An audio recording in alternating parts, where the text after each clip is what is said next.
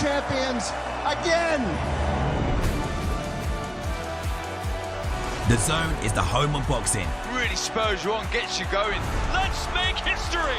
Pure power. Oh, there's no way back from this, surely.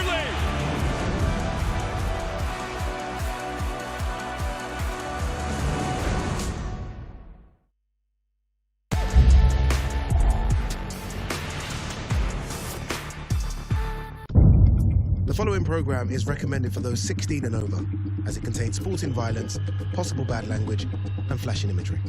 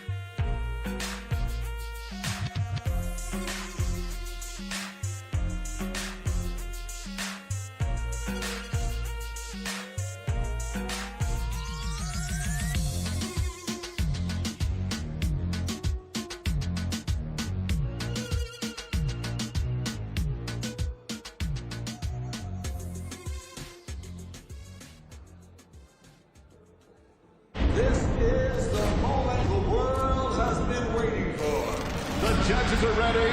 The fighters are ready. The boxing world is ready. The fight starts now! How do you like it? So aggressive, so focused. It all comes down to this.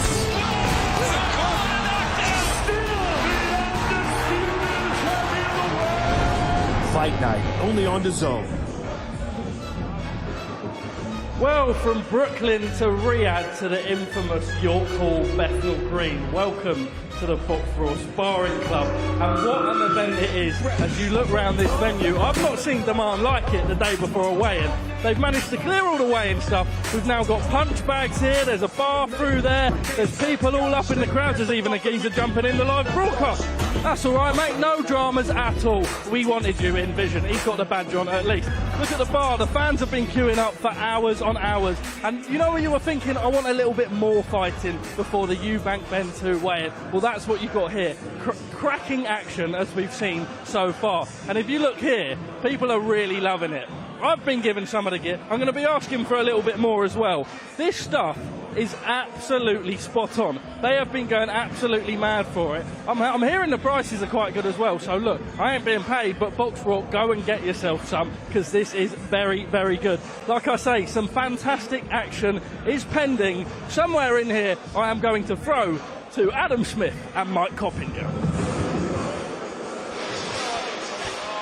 But somewhere in this packed gladiatorial arena that is, of course, the York Hall, Bethnal Green, the home of British boxing, and tonight the home of Boxraw. We've had one in New York, one in Riyadh, and now, Mike Coppinger, it's welcome to East London, and this, my friend, is the spit and sawdust of our domestic boxing game. Here with you, Adam, and to be at the home of boxing in East London, the best atmosphere as always, so can't wait. It's going to be great. Opportunity knocks for so many young prospects. There's a feverish crowd, a wonderful atmosphere, and in the ring we have Peaky Blinders Arthur Shelby. I do love a camera. Everybody welcome to tonight's show, and we're going to have a fight tonight. Maybe more than one. And a few people are going to hit this fucking canvas. I'll even take my shirt off and have a go myself. But listen, the bar's open. I want you to know the drinks are on me. Right? This is the famous York Hall.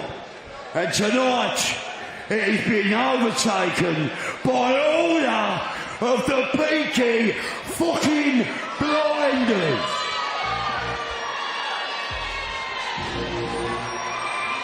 That's better. Let's introduce the first fight then, yeah? I know who you're from. Right, introduce it. First up, here's my man, Lucas Berlingle. I can't see.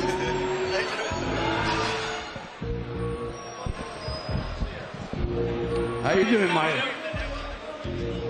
Never talk to the man when he's fucking warming up.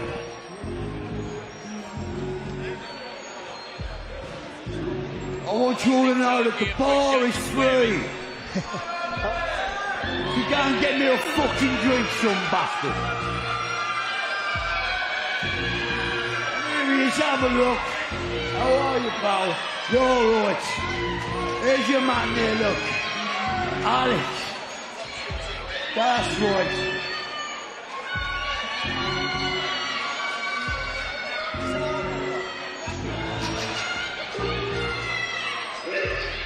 Alex Macmillan walks into the fucking ring looking more dangerous than me.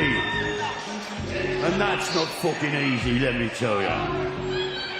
Yo.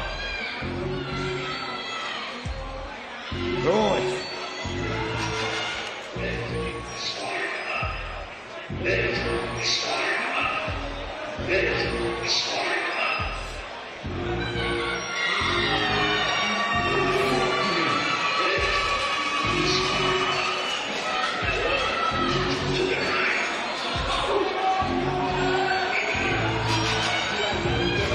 I'm not sure Lewis Van Potch, the referee, who used to be a fighter himself, can hear the bell, but it's coming up now.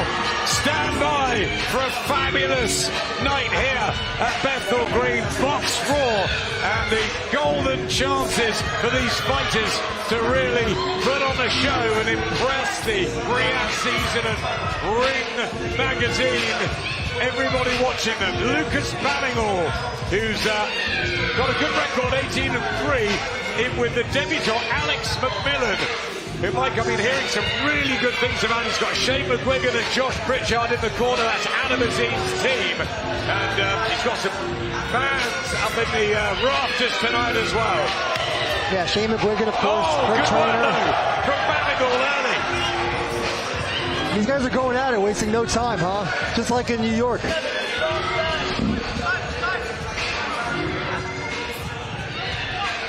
McMillan trying to get back behind his jab. This is a 3-2 spar in the middleweight division. Ballingall has so much experience, fought in this very ring before. Good action early.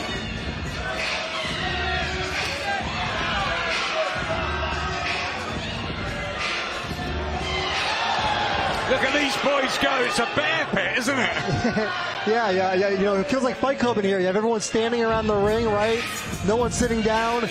And they may be wearing headgear, but they're still going to the body a lot. And Adam, isn't there something about wearing the headgear? The guys feel more confident, right? You see it in the amateurs. They waste no time trading in the pocket. McMillan trying to get his jab going. He was a very prestigious amateur. Yo, we spoke on the phone, innit? How are you? Good. Sorry, I ain't really properly met you.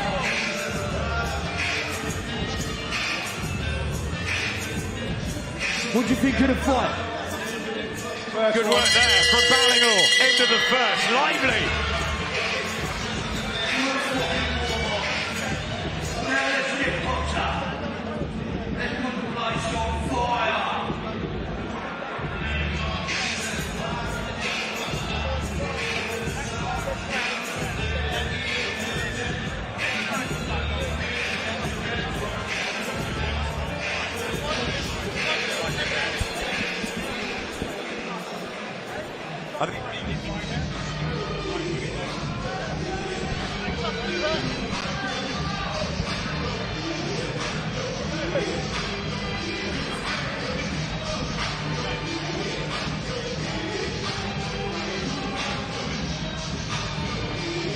Corners, 10 seconds.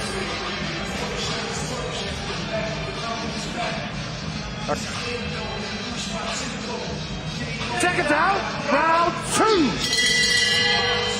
It's the second round. And with his back to us, it's Lucas Ballingall, who's come up from Portsmouth. Alex McMillan, though, kicking off his journey.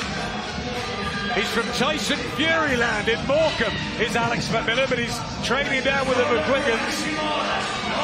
And he looks like he's got a wonderful right hand, Mike. Yeah, absolutely, Adam. And speaking of Tyson Fury, we see him training real hard. He's getting ready to possibly face Anthony Joshua next year. I think there's a lot of momentum there.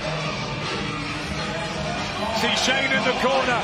Josh Pritchard as well will be with Adam Azim Saturday night. These two are right in the middle. It's like a phone box spar already. Quality work from McMillan and from Lucas Ballingall. Yeah, and I'm excited to see Adam Azim tomorrow, Adam. Azim in against American Kurt Scobie, late replacement for Zora Abdullayev, and Azim looks like the goods, right? Kurt Scobie's been great fun this week. Yeah, he went crazy yesterday at the press conference. And he came out of his box draw, didn't he, Kurt, to get his big opportunity? He did. That was in July in New York at the first Boxraw Sparring Club, and made a statement. So we'll see who makes a statement here tonight. 20 fighters going at it tonight. This is their window of opportunity. It's almost like a beauty pageant for boxing. Something like that. But these two are making it brutality. They really are. Referees hardly have to do anything. This is great to watch. Oh, well done, Lucas Ballagall, using that experience. McMillan coming back, though. Wow, this isn't a spar. This is a fight on the cobbles, but it's happening at your call.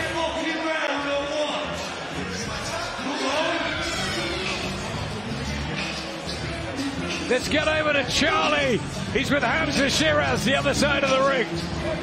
Thank you, Adam. Yes, indeed, I am ringside. Hamza Shiraz is the man next to me. A cauldron of noise for professional boxing usually, but this is fantastic, right? The Ring Sparring Club here with Boxraw. Unreal, man. This is the second one I've come to. First one is in Saudi.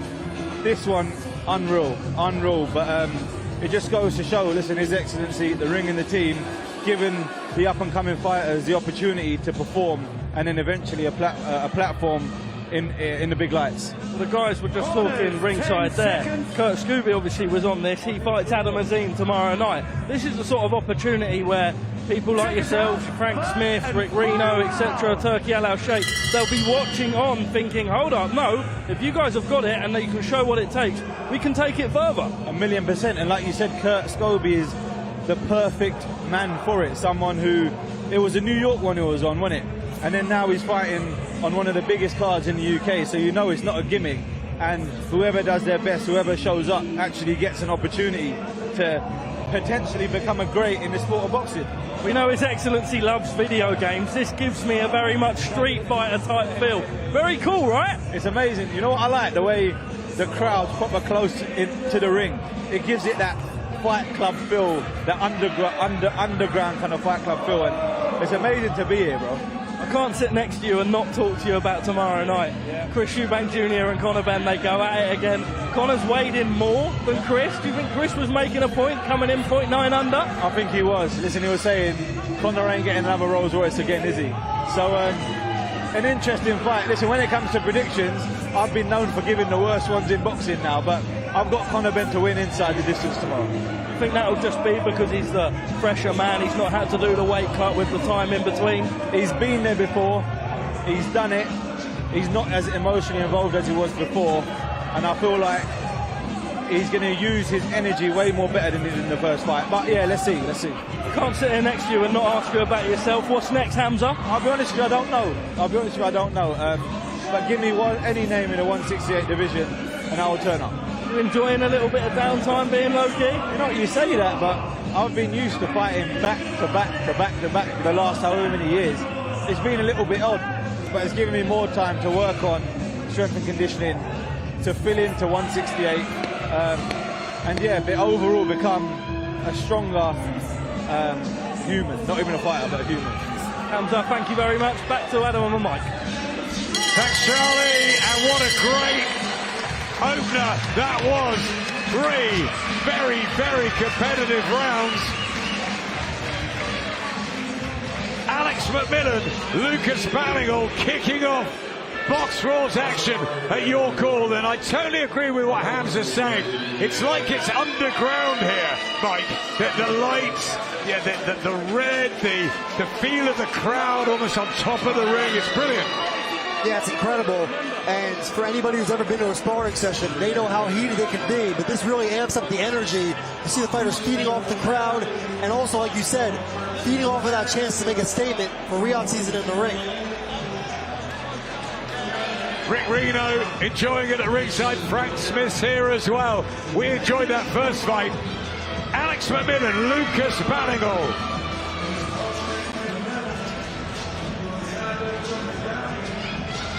No winners, no losers tonight. Well, everyone's a winner for getting in. Opportunity not.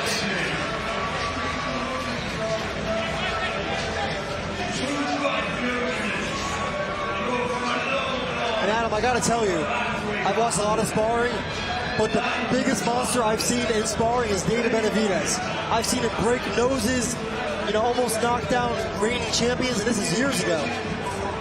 Mike Tyson was pretty good in sparring. I bet he was, but I never saw him live. All right, next up, we got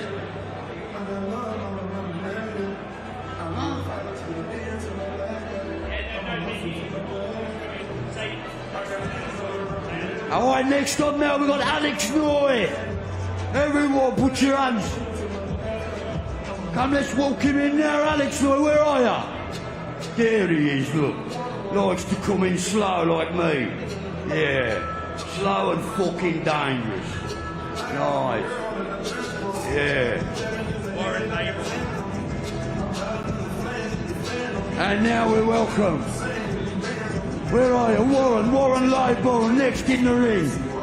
Warren Lightbone.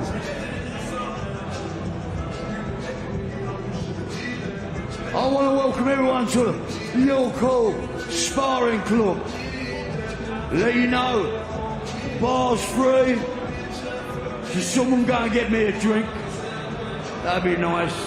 Yes, Warren, come on.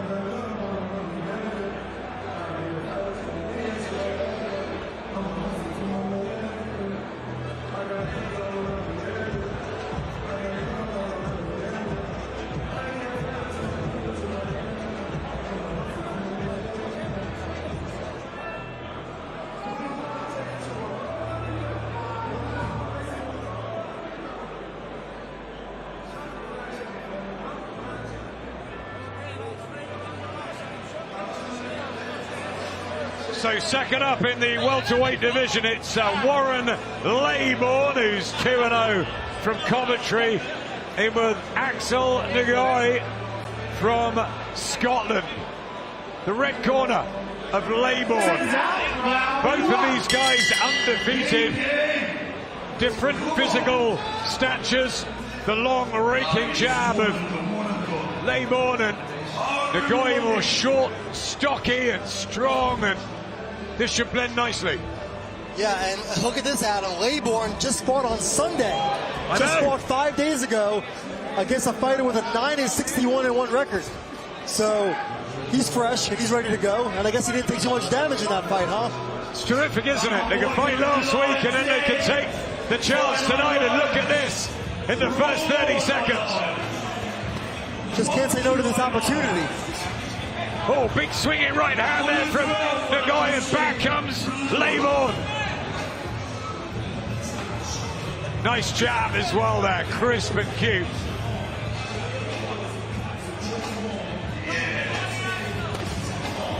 Oh, huge right hand and the left. They got the 16-ounce gloves on, but I tell you what, we've seen a couple of knockouts already in Boxraw. Yeah, I don't know if I can call them home run swings here in the UK, maybe cricket swings. But oh, good jab from Nagoi, utilizing the ring. oh, Beautiful work. What a first round. yeah, Lightbone's feeling good. He's active. He just fought. He's the one really pressing the action here. He's really looking to impress, isn't he? Following Alex McMillan and Lucas Ballingall. He's got these huge long arms, isn't he? Oh, yes.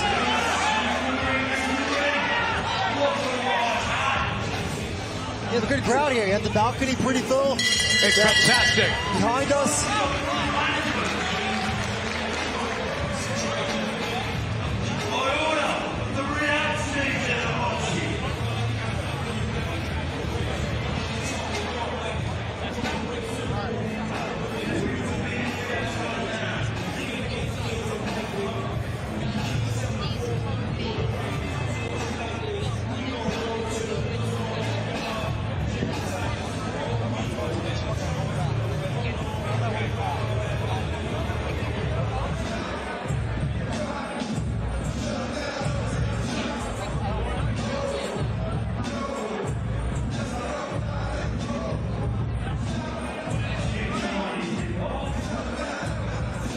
Let's get over to the other side of the ring. Charlie is with the rings, Rick Reno.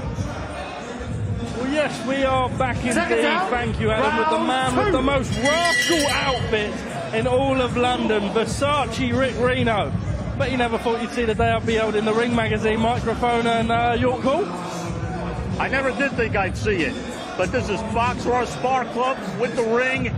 Crazy things happen here. How are you, Rick? It's been an incredible week. This feels very Street Fighter. We know His Excellency Turk Yellow Shake loves his video games. A very cool vibe that has been brought to Bethnal Green this evening. It's almost like a combination of Street Fighter, Fight Club, and actual street fighting, all mixed up in one. You know, we wanted to do this in the UK for a very long time. We did it in the States. We did it in Riyadh, and now we hope to do a lot of these in the UK as the months and years go on. You love messing around. You like to make a scene. This week you've done just that. You've made some great comments at the press conference. A little jive saying, hey, Frank Smith won't be driving the ambulance. Have you enjoyed how everything's unfolded? There we are. A knockdown. We didn't even get to watch the ring. 5, 6, these guys aren't here to play. Guys are getting dropped now. That's why they call it the Boxraw Sparring Club. We saw guys getting dropped in Riyadh, guys getting dropped in Brooklyn. Now guys are getting dropped in London. It's a real opportunity as well. His Excellency will be watching, of course. You go in and you put a good performance here in front of yourselves, all the other guys, and you might end up on a Ring Riyadh season card. I mean, look at a guy like Kurt Scobie. You know, he went to the one in Brooklyn, and when Adam Azim, when his opponent fell out and we started looking for a replacement, he was one of the guys we had tape on from Spar Club, and he got his opportunity at a major event. These guys really know that they're fighting for something, absolutely trading off to the body. Very quickly, before I let you go, obviously tomorrow night we see that rematch. Tottenham Hotspur Stadium will be absolutely packed. How do you see it going? Just how excited are you? And on record, can I get Rick Reno to admit that the British fans are the best in the world? They're certainly the most energetic in the world. I mean, the British fans are absolutely great. You know, I always have like my 5th or 6th time in the UK this year, and I always have an unbelievable time when I'm here. Even with the 8-hour time difference from Las Vegas, I have an unbelievable time. The fans, the food, even with the rain, I love London. Rick, you get paid a fortune, mate. We can see that in the club, but we don't have to worry about the 8-hour time difference. Lovely speaking to you. Back to Adam and Mike. Thank you, Charlie. Great to hear from Rick, and he's absolutely right. There is a vibe, a buzz, and look at this from Warren Laybourne here with a knockdown of Axel Nagai in the second round, and he's absolutely loving it. As you said, Mike, he fought a few days ago. He's got a spring in his step. There's a bounce. He wants to catch the eye of Rick, catch the eye of His Excellency, catch the eye of you. 10 seconds. I don't know about me, Alan, yeah, but it's funny, right? You can go fights and rounds without having any knockout on these official fight cards. It only took till the 5th round tonight of all these fights to have a knockdown. A knockdown already, and there's many more rounds to go on this cram-packed night at York Hall, Bethnal Green for Boxraw. They're selling the merchandise over there. It's cool, it's new, and we're loving this as the two of them crack up the heat.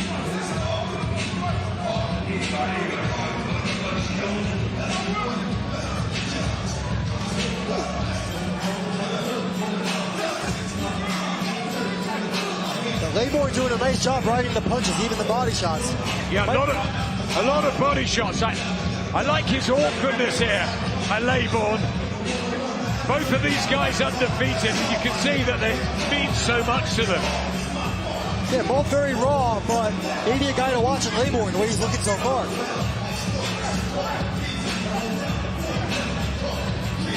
Really throwing in the body shots.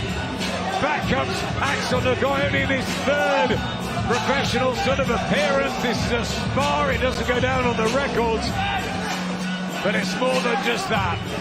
This is not glorified sparring. This is getting down and getting dirty at the York Hall in the East End of London. Man, these guys are welterweights, Adam. Laybourne looks like he has a pretty good height to him, huh? Look at that, another right hand there. Laybourne with power as they come to the closing stanzas of what's been another cracker. 2 down at the Boxraw Sparring Club, and the crowd are thirsty for more. Yeah, look, I don't know. it doesn't matter who the opponent is, Adam. When you're knocking guys down with 16-ounce gloves and headgear, you definitely have some pack to your punch. And look at the energy and the commitment. What a great spar that was. Tremendous. A terrific scrap in the welterweight division between Labon and Nigay. Fabulous.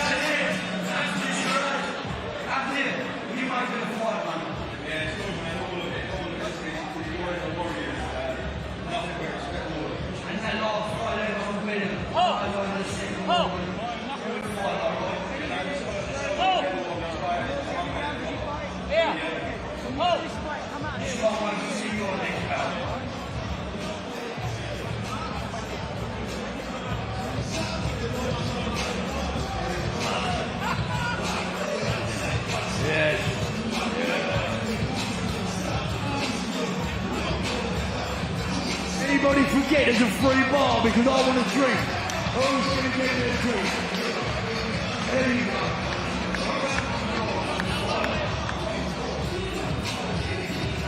Fabulous fight. Really good. They called it a spar. Wow. I'd like to see them spar more. Yeah, absolutely. Again, Laybourne, I don't know how tall this guy is, but he packs a punch. Yeah, he does. Hugely tall for a welterweight. Warren Laybourne, look out for him. Well done to Axel Nagui as well, but Laybourne catching the eye with the knockdown as well in the second round. What a crowd in here tonight at York Hall.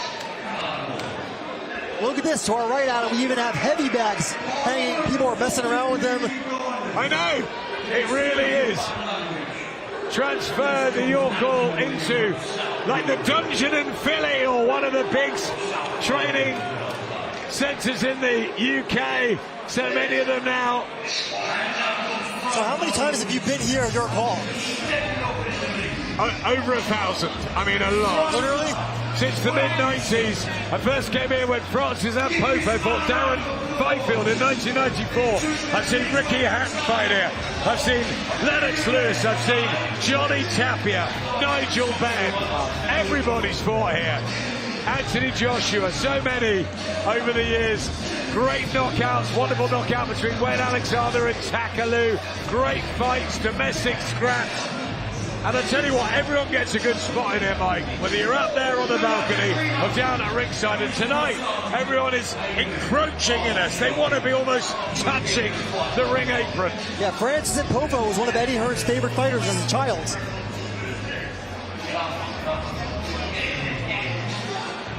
And here we go on to the third one.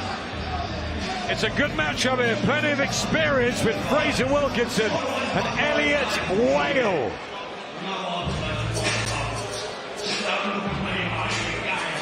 Second round, round one. Well, the action coming thick and fast. In the red corner, it's the southpaw from Aberdeen, Fraser Wilkinson. And in the blue corner, the southpaw from Sidcup, Elliot Whale. Not often we get an all-southpaw matchup, but we do tonight. Yeah, Wilkinson this July, big upset of William Crolla.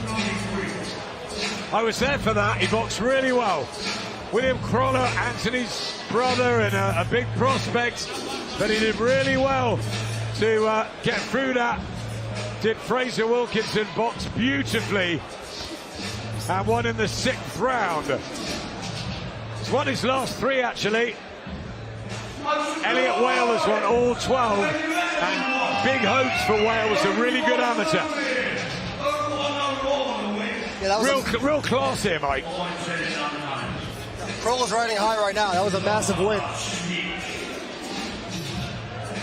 I'm sorry, Wilkinson, I mean. He was a plus 1,000 underdog. So looking to make another statement here and get a big fight maybe next year. 24 victories between these two. Nice jab. Both of them looking for centre ring here. And picking their punches well. Yeah, two good-looking jabs. And Adam, really, this is a pivotal time to make a statement, in my opinion. It's the end of the year. You know the promoters are right now making their schedules for next year, so everyone looking to enter 2026 with a bang. Yeah, Ben Shalom and Eddie Hearn, the boxer representatives, Matchroom, as well as everyone from Salah and Ring and Riyadh Season, all coming to East London tonight. Smart opener from the pair of them.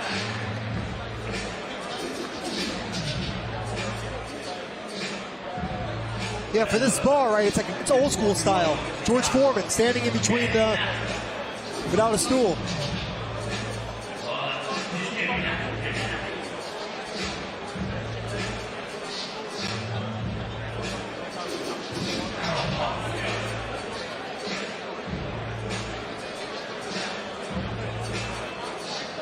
Elliot Whale just in front of us.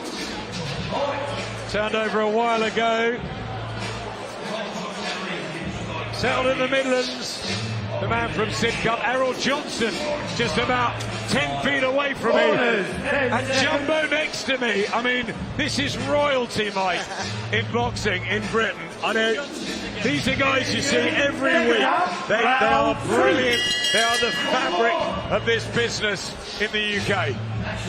Yeah, and also really, these small hall shows, right, are really the fabric of boxing. And you're seeing them go away in the US, sort of, but I know in the UK, they're still very strong.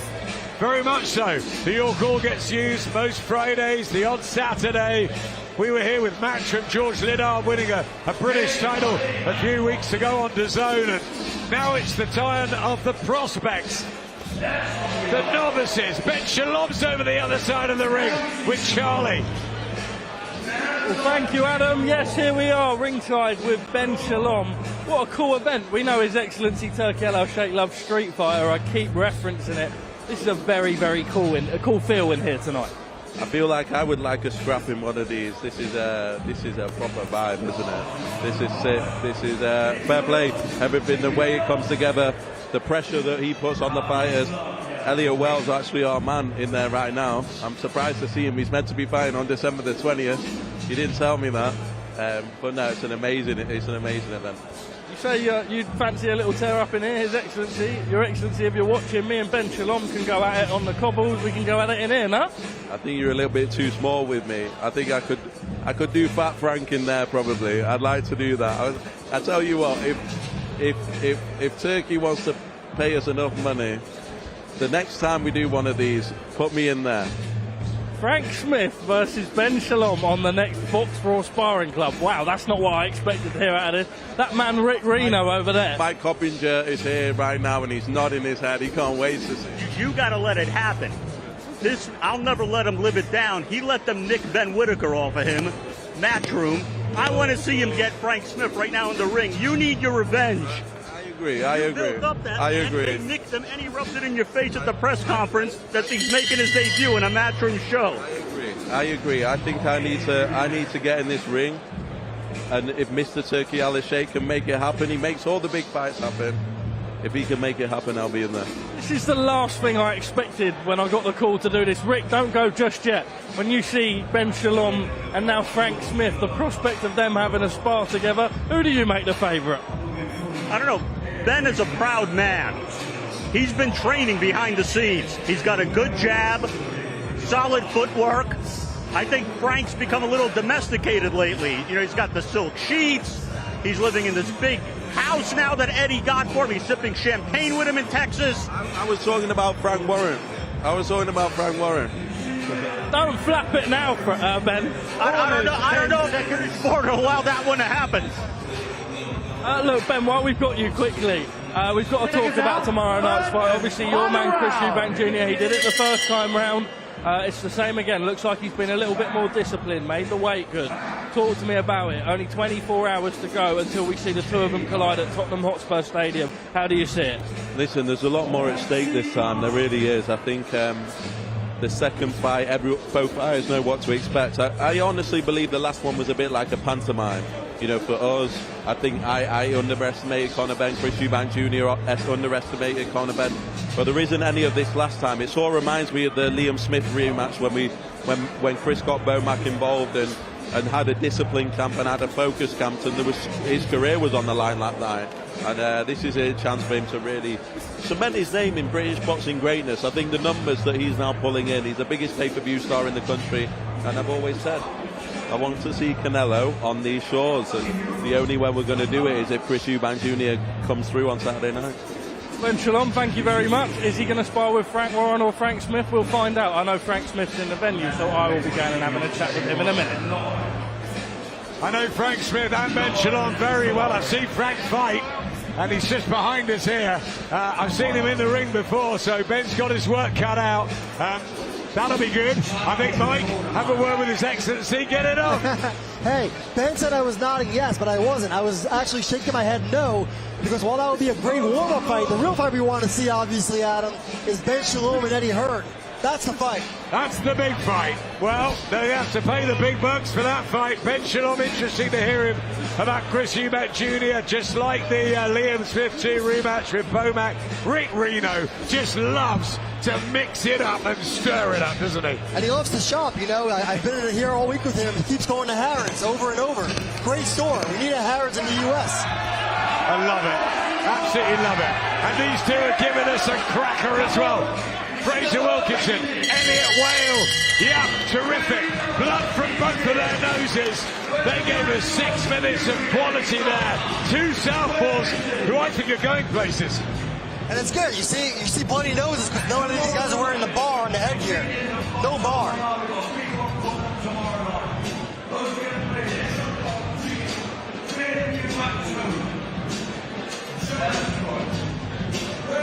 York Hall has been transformed tonight for Boxraw's third event. There's so much to do for the fans here who come in with a free bar, with the big boxing bags all around us. They can get as close as they can almost to ringside. Everybody having a terrific night. They've seen the weigh-in, Mike, and now they get real, hardcore, raw action. Yeah, this is a joyous occasion, Adam, a celebration of boxing. Every fight, everyone gets their hands raised. There are no losers tonight. Now, Elliot Whale better get out of the ring because Ben Shalom wants him on December the 20th in Leeds. So he doesn't want to be partying tonight. Yeah, we don't want to see any injuries, right? No injuries. Music absolutely terrific. Vibe great. What a way to spend a Friday night before the main showcase at Tottenham Hotspur tomorrow. Yeah, tremendous warm-up. We're a little over 24 hours now, right, from the rematch. The April fight was can't miss, an instant classic. I don't know how they topped that first meeting. What are you thinking ahead of tomorrow? It's a cracking card, and then, of course, the two of them go toe-to-toe again. Or will they go toe-to-toe? Will it be more of a boxing match? I'm expecting more of a boxing match, at least early on, but these guys truly hate each other. I know in boxing, a lot of times guys pretend to not like each other, but you can feel the disdain. And I expect it's going to be more tactical, but it will be heated. Will they be able to resist? Eubank and Ben, Saturday night, live on DAZN. Before that, we've got Peaky Blinders in the house. We've got Rick Reno, the Versace man. We've got Hamza Shiraz, Frank Smith, Ben Shalom. They're all here. And two more fighters, and both undefeated. Troy Gallagher and George Crotty. And let's not forget, Adam, we also have another weigh-in tomorrow morning as Chris Eubank has to make weight one more time. Can't weigh more than 170 pounds or he's going to get fined like last time. Last time he got fined $500,000, and as Conor Ben likes to say, he bought himself a Rolls Royce. Yeah, I think Conor's enjoyed that Rolls Royce. I think the whole family have. Chris, to me, I think, has made the weight better this time. I think under Bomac, I think he's looking really focused, and he wants to stop Conor Ben and make sure, cements his name in this whole history of Eubanks and Benz. Remember, the Benz have yet to get a victory over the Eubanks. Will they tomorrow night? Frank Smith with Conor Ben, but of course he's with Emily Eubank. I mean, you can't make it up, this stuff. Yeah, speaking of Bomac, Adam, I don't know how many people know this or how common it is, but believe it or not, Bomac actually cooks the meals in training camp. He cooks the meals, he does the nutrition, so it's a very disciplined camp, like we were saying. I know Conor Benn has worked ever so hard in his training camp. We will see just about 24 hours from now. These two, real opportunity for Troy Gallagher and George Grotti in the light heavyweight division. Both of them are 4-0. The light heavyweight division's heating up. Of course, 1 week from tomorrow in Riyadh, we have the Ring 4 main event, David Benavidez and England's Anthony Yarde. Yarde's third crack at a title. This might be the last chance, and I was so impressed in losing efforts against two Russians in Sergey Kovalev and Artur Beterbiev. Mike, I know it's Todd Grisham's gig next week. It's the US Cons and you're joining them, but I'm coming anyway because I just want to be there. Yeah, it's can't miss, and we're not just saying this because it's the Ring show. It's just top to bottom the best card of the year. I mean, you have Abdullah Mason and Sam Noakes is the first of 4 main fights. Yeah, that's a brilliant fight. Sam I know very well, and he'll be putting everything into it, but I think Abdullah Mason might be the next star from the States. It's really good. Bam Rodriguez, of course, Devin Haney, Brian Norman, and the big one, Benavidez and Yarde. But there's plenty more action here tonight at Boxraw. These two, good body shot, beautiful work there.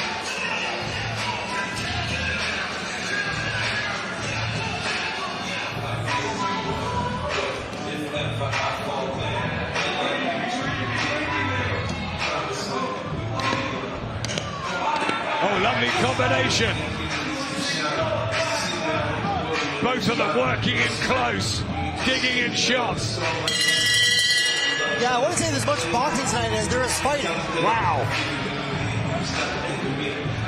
Meanwhile, Frank Smith has a right to reply, Charlie. Well, yes, Frank Smith does have a right to reply. Before we talk about everything Boxraw Sparring Club, before we talk about Eubank Jr. Ben 2 tomorrow, I've just had Ben Shalom in this seat here. Now, I said I fancied him on the cobbles, and he put an official call out to Fat Frank, I say in quote marks, for a fight. He called out His Excellency. He said, Fat Frank, he wants to fight with you. I can't even believe I'm asking it, but are you interested? The thing is, what you've got to understand, if me and Ben Shalom got in the ring, it would be very much like our capabilities in business. He'd be a complete flop in the ring as he is in business. So, you know, I don't think it's fair, because I don't want to ruin him both in the ring and outside the ring. I want to give him a chance to at least succeed in the promotional capacity of the game. But look, if he wants a fight, let's have it, son. His Excellency will be watching, licking his chops. We are in this weird world of boxing where I'm actually going to ask you, is it realistic if HE says to you tomorrow at ringside, Frank Smith, next Boxraw Sparring Club, you and Ben Shalom have got to have a tear-up, are you going to do it? I'd do anything for money, let's be honest. Do it only for the bag then? You wouldn't go and take the opportunity to go and leather Ben Shalom? I'm not a fighter, I'm not a tough guy. I've had one amateur fight, which I did for charity, and I'm not a fighter, but if he wants to have a go, we'll have a go. But the bag's got to be right. You don't need the bag. I'm sure you'd like to weigh him in for free. Frank, look, let's talk about tomorrow night. The rematch. It was fantastic last time. Tottenham Hotspur Stadium absolutely packed out. How do you see it going? You believe your man, fresher, stronger, fitter, quicker tomorrow night? Yeah, look, both guys showed that they deserve so much respect with what they did the first time back in April. They're going to go back in the ring this time and be even better. We remember the spectacle they gave us in April. This fight is going to be so much better. They're both going to come in there, improve, knowing how good the other guy is. It's going to be some night in there. I can't wait. These special stadium shows, we feel fortunate in the UK that we get them so often. But nights like this, they're important for the sport, and I can't wait to see. May the best man win tomorrow. Boxing has always been a business for you, but this one's been a little bit more. Are you quite happy to see the end of Saturday night and put this whole debacle to bed? Yeah, 100%. You know, when you're like, there's one thing, the business of boxing, when it comes in from the personal side, it makes it a bit tougher. Look, it's the biggest fight out there for both guys. That's why I always push for it. Made the most sense for both guys, and I'll be glad to see the back of it come Sunday. Final prediction for tomorrow night? Do not miss it. All out brawl. It's not going to be as entertaining, though, as me knocking out Ben Shalom one day. It's not going to be as entertaining as Frank Smith knocking out Ben Shalom. I want to see it. Back to Adam and Mike. This fight is incredible. This fight was absolutely brilliant. Another really good one. And I absolutely adore Frank Smith. I saw that charity fight. He won in a minute, mate. He was really good. Was he fighting you? He wasn't fighting me. He was fighting someone who fancied it. I think he called himself Frank the Tank, and he came in absolutely blitzed him. So if I was benching him, I'd be in training right now.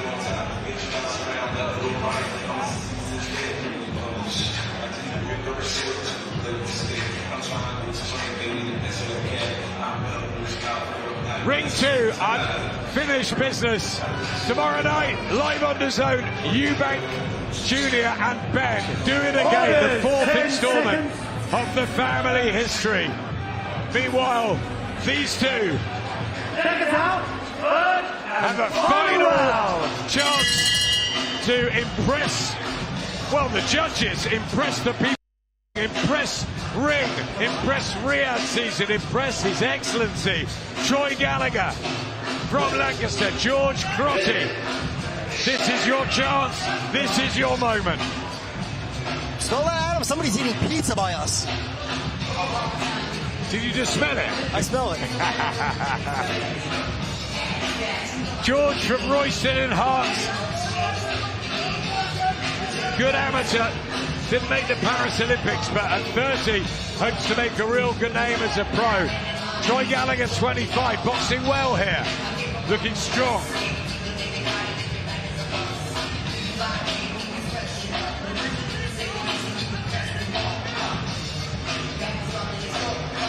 So Rick Reno's spying up Harrods. Is he getting anything for you? Nothing for me, unfortunately, Adam. You know, he's not that generous, but I've known Rick a long time, about 15 years now, believe it or not. And of course, he was at the Versace store. Although I want to tell on him a little bit, I did also catch him at the Louis Vuitton store, cheating on Versace. I just love the fact he's always got the hat on, the shades, and it's the look, isn't it, as he stands between the fighters. I mean, I'm feeling left out here. You have Arthur Shelby and Rick Reno with both sunglasses and hats, and then me and you here, none. No hat needed. We just love the boxing, mate. That's what we're here. All we need. Fans are loving it tonight. This is the 4th fight, Troy Gallagher and George Crotty, leaving nothing in there, are they? No, everyone's leaving it all on the line tonight, and again, we just hope for no clash of heads. The way all these guys are coming in on the inside, right?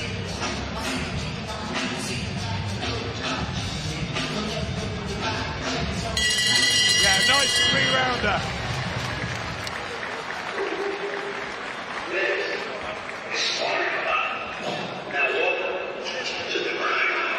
Very entertaining in the ring, and there's a huge amount of prospects waiting outside of the ring.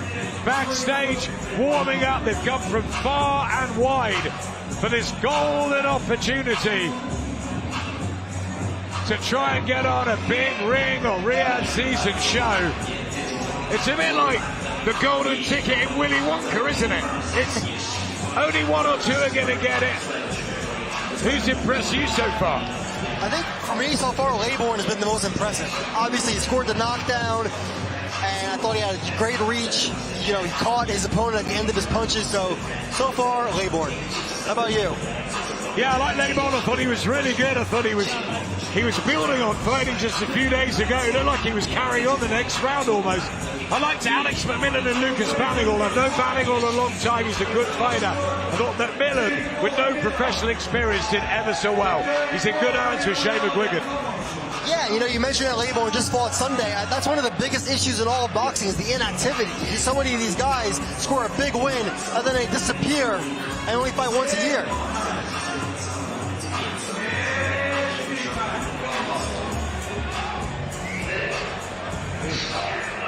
On we go. Fight number 5. And his opponent tonight, who thinks he can take him on, Elliot Massey.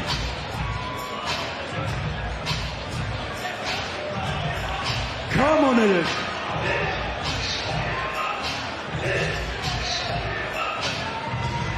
Now we have the big boys now, Adam, cruiserweights. Yeah, we got the cruisers in the ring.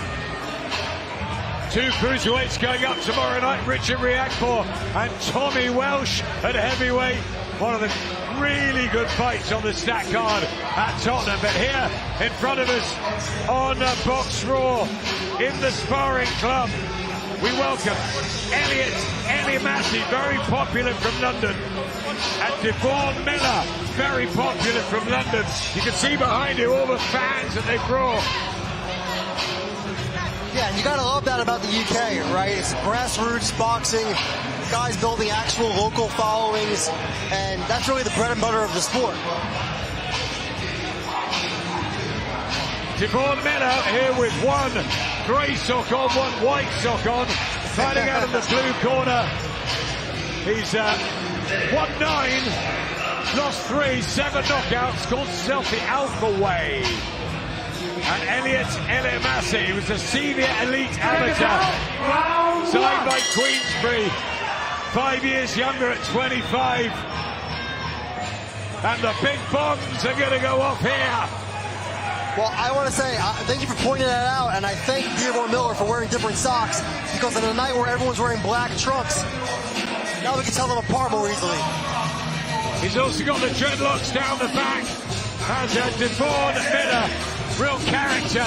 So too is this Elliot Massey, who's 2-1 going into it with 1 knockout. Body shots early from the pair of them. All right, these guys are wasting no time. Surely someone else wants to score a knockdown after we saw the knockdown in the second fight. You've got 6 minutes to show your skills and your height and your fighting heart and your strength and everything. It's an audition. We have Hamza Shiraz, contender right now at 168 super middleweight ringside. He's being lined up for a fight in February. Where's that? Come on, Mike, give us some info. Could be the US, we'll see. You know, you broke AJ and Jake Paul yesterday. How's that going on? Is it finalized? I believe that's going to happen, Adam, yes. Believe it or not, Anthony Joshua, I would say the second biggest star in Britain right now after Tyson Fury. Although, maybe you could say he's the biggest, I'm not sure. I leave that to you. Are we looking at mid-December in Miami? I'm hearing December 19th right now. December 19th in Miami, you heard it from the rings. Barry Owen, main man, Mike Coppinger, and Hamza Shiraz back in February.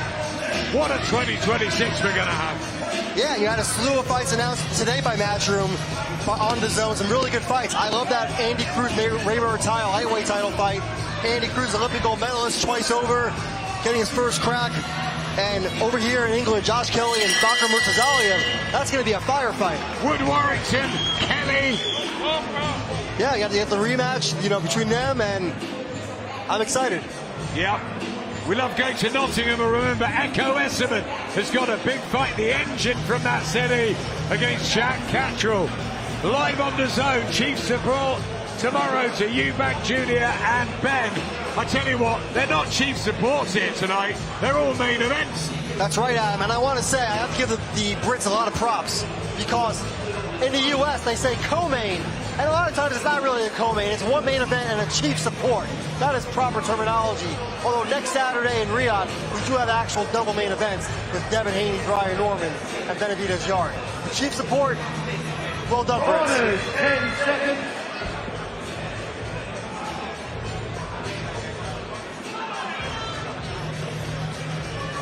Seconds out. Round 2.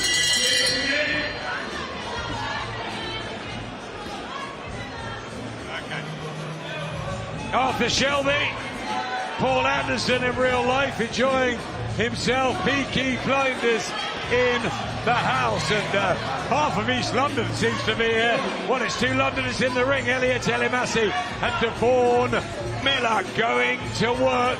No feeling out process, the 2 of them trading leather.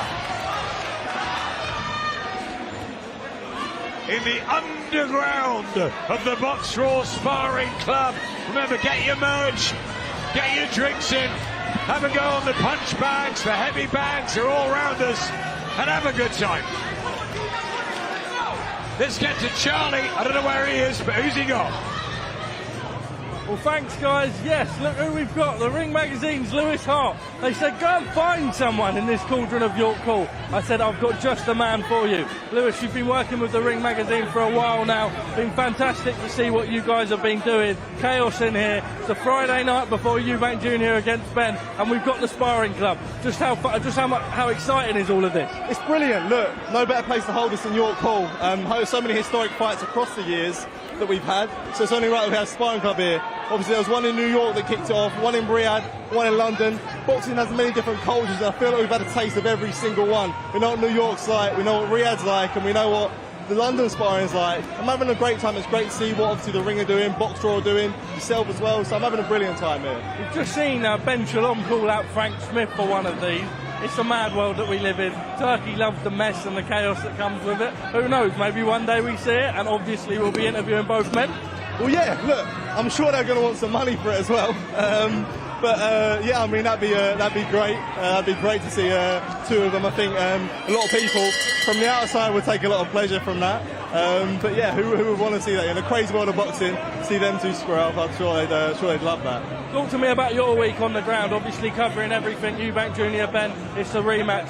Tomorrow it will be so loud in Tottenham Hotspur Stadium. We're so excited to see it. How do you see it all unfolding? How have you found, you spoke to both guys this week, how have you found that? Yeah, it's been interesting. I think the approach has been different from Conor. I think a lot of people that spoke to him in the build-up for the first fight, you know, he's always passionate, wears his heart on his sleeve. I think we saw that more for the first Eubank fight. This time we see a different approach. I think it's a really interesting fight tomorrow night. We saw how iconic the first fight was in April. Everyone was there.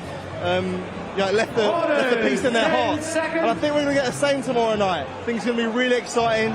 Two guys, they're made for each other in a sense, so I can't wait. I'm really excited for tomorrow. All right, enough of that, Lewis. No one wants to hear you talk about boxing. We have got this punch bag here. Now, I'm willing to put my ego to one side. I've said if you do it, I'll do it as well. Now, he is a stronger man than me, but I've dropped him in sparring before. I had to say that on the record. Lewis, you give it a go, and then I'll give it a go. Oh, mate, I'll tell you what. In all fairness, it looked like a good punch. 773 is the score that I have now got to beat. No pressure, Charlie Parson. I'm not sure about that dropping in sparring, but this is a little bit more competitive. Ooh.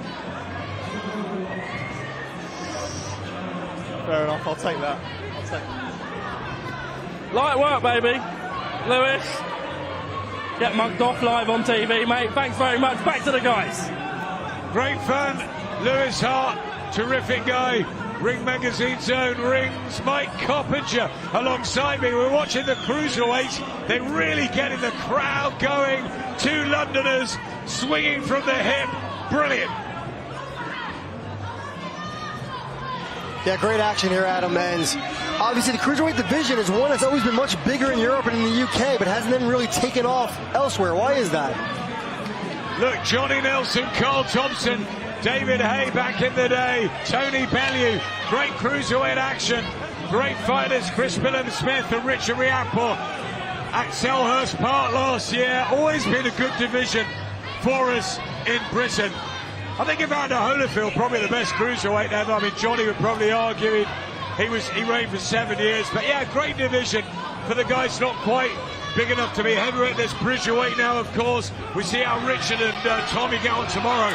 But these two, I tell you what, they have done everything they can in this audition. Really enjoyed this. Cracking matchmaking. Fantastic scrap. Yeah, great exchanges in here. Both guys throwing with power. And don't forget, Alexander Usyk. He's in the conversation too, I think, for greatest cruiserweight with Evander Holyfield. Definitely. 100%. Alexander Usyk, greatest cruiserweight heavyweight of the modern generation.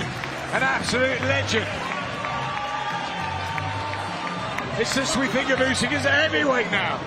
Yeah, he's tremendous heavyweight, and I do believe we're going to see him fight England's Fabio Wardley next year. In the spring? I think so. Nothing done yet, but that's where it's headed toward it, from what I'm hearing. You're not going to break me that news as well tonight? Don't have it to break yet. But man, Wardley, so impressive. What a rookie story. What did he have? 5 white-collar fights? 4. 4, okay. 0 amateur fights. 4 white-collar fights, 4 knockouts. He's a recruitment consultant from Ipswich. He never laced the gloves up till he was about 20, 21. It's an unbelievable story. This is maybe the kind of place that he would have fought, right? Exactly. I was just thinking that. He'd have been just right for this. But Dillian Whyte held him. His career took another path. And he's taken fighters out over and over again. Fraser Clark, Justice Hooney late. And of course, Joseph Parker a few weeks ago. Look at these two. Take a bow. Elliot Elinasi and Devore Miller. Let's hear it for these two fighters.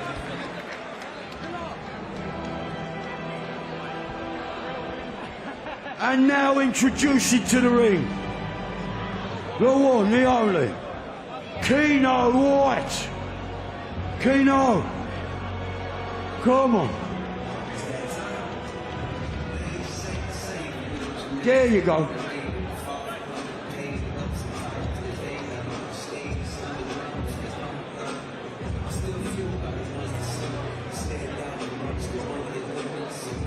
Versace, what are you thinking? I want to see more knockdowns. Me too.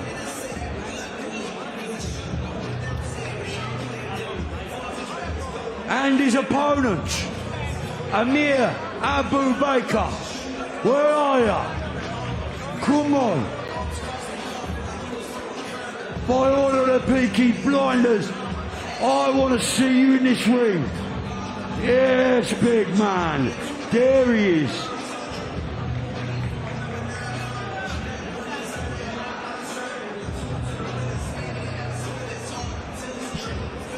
And a little Bam Bam as well. Yes. Some love for Bam Bam. Yes, Paul Anderson, Arthur Shelby doing his stuff. The Peaky Blinders legend. And will we see somebody emerge tonight who could become a legend of boxing? You just never know. We were talking about Fabio Wardley and how he started. And Mike was saying it looks like Fabio will get the shot at Alexander Usyk. I mean, this is where dreams can start. Amir Abu Bakr in with Keno White here. Amir, we've seen recently, he was undefeated until he was stopped in a very, very good fight with a very good performance by Carl Fale down on the South Coast. And he's in with Keno White from Suffolk, unbeaten in 4. It should be another really good matchup and clash. Yeah, Keno White, promoted by Queensberry, Frank Warren, so one to watch. They're investing in him. And there's a couple of Queensberry fighters tomorrow night on the undercard, I believe. Yep, Queensberry's Keno White here, the 20-year-old. And Amir Abu Bakr from Coventry. He's got 6 knockouts. He can hit hard. Remember, we've only had 1 knockdown so far on this dramatic night of action. Warren Laybourne in the second fight. But I tell you what, we've had some real slugfests and some quality boxing too. We have more fighting than boxing so far. And that's also down to the vibe of Boxraw, of the Sparring Club, of the lights, of the atmosphere, of the tension, of the clamour of the crowd. And of Rick Reno's shades and hat in the front row. Yeah, Keno White, for such a novice fighter, 20 years old, like you said, not very active. Turned pro last year, 3 fights, and only 1 fight this year in March. Yeah, needs some momentum. Good body shot from Abu Bakr, who hits hard with that left hook. Look, Carl Fale did such a good job with him. The Fale twins, really, really good young fighters. Ooh, nice left hook from Keno White there. Midlands champion Abu Bakr, so it's a step up here for Keno White, but a really good amateur.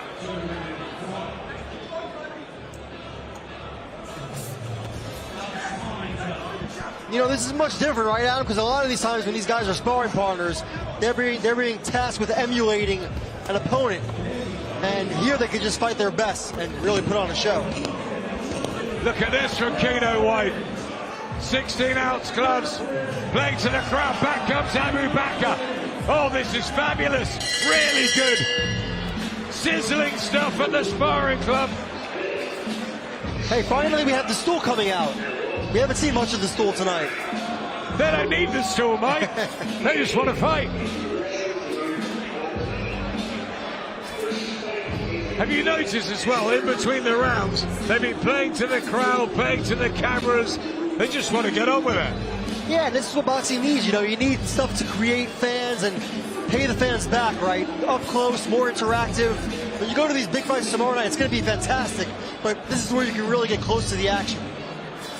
The grassroots, the hardcore, the real stuff. I mean, we're lucky enough to get into some of the gyms and spy on these fighters as they build up through camps. But this is a great opportunity for the fans, for the public to see up close what they can do, these fighters. Because this is almost better than their professional fights where they're building up as novices against journeymen. These guys both want to succeed big time. Here we go. Revving it up. Abu Bakr, oh, left hand. Just hurts Keno White momentarily. Top of the head, temple shot. Yeah, space is pretty red right now. Another big left hook on top.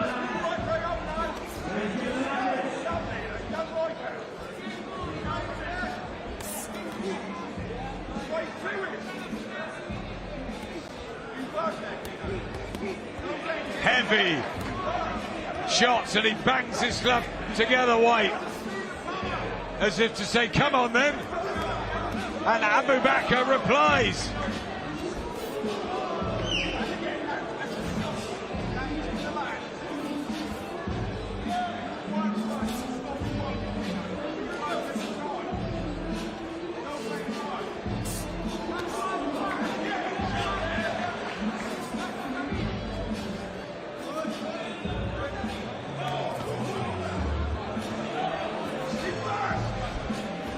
He's exciting, isn't he, Abu Bakr? He just throws everything at you. He can be outboxed, but my word, he's got power. Those thick legs and the big hooks wielding in. You got tree trunks on there. That's where the power comes from. And getting the better of Keon White in a lot of these exchanges. Well, he's more experienced, naturally the bigger puncher, but this is good education for White. No doubt. Like you said, just 20 years old, and for a guy that's only had one fight this year, good to get this activity in, even if it's not a pro fight. That goes on the record. That fight at Portman Road on the Big Family Award-winning Justice Hooney night, that was in the rain in the summer. I think, unfortunately, we might get wet tomorrow night, so make sure you dress up warm and get the brolly out. Yeah, it's on the forecast, and believe it or not, the last time I can remember being outdoors and stuck in the rain on a fight was in Riyadh in December of all places. That was at the Joshua Ruiz rematch in December of 2019. I think it was dry in the desert for about 35 days until half an hour before the main event. Crazy, and I think it was, what was the other one? I wasn't there, of course, but David Haye, one of my all-time favorites. Against David Haye and Vladimir Klitschko in Hamburg. When I got up for breakfast, the rain was just falling like a sheet, and it never stopped all day. And I just remember them slipping all over the canvas. Mike Tyson, Lou Samaris in Hampden Park in Glasgow. We were commentating under plastic sheets. Yeah, we've had some rain. We've also had some great sunny nights as well, at Wembley particularly. Well, at least tomorrow night you're going to have the tarp, right? You're going to have the cover. No plastic cover. sheet. No cover at Tottenham. No? No, only a little bit. You'll be all right, Mike. You'll be all right because you'll be nice and close. As long as the fighters are good. Jumbo will be all right. He'll be in there in the corners. Living and breathing every bit of this Boxraw Sparring Club tonight. It's the City of London's turn. We've had it in New York, we've had it in Riyadh, and we are loving it. This is fight number 6 of 10. Yeah, well, we'll see where we place one next. You never know. Maybe we'll see one in Tokyo. We have Night of the Samurai in December 27th in Riyadh. The Monster Naoya Inoue against Alan Picasso. We have Junjo Nakatani, of course, against Sebastian Hernandez. Another great show. And that's the fight we want to see in 26. You've got to help make that, Mike. What a cracker that would be. Might be the biggest fight in Japanese history. And one of the biggest fights in world boxing. I want to see Boots against Ortiz as well next year. You got to get your magic pot out. His Excellency and yourself, mate. I hope we see it too. But you know, wouldn't surprise me if they marinate it either. You never know. Fury Joshua here, please, as well. Next summer, look at these two. Abu Bakar's put a huge work rate in tonight. Really impressed with him off the back of that defeat down on the south coast in Bournemouth. And this is a real good learning fight for Keno White. Yeah, both guys have been very impressive, and you know, losses don't really matter, or at least they shouldn't matter. As long as you come to fight and you put on good action and you give a good effort. Good work from Keno there. Lovely punch picking. Both of these guys have got ability and talent. They're leaving it all there tonight for the fans. They're going to get a rapturous reception at the final bell. 3-2s, and the pair of them have dished up an absolute war there. Well done. That was maybe the best back and forth of the night, yes?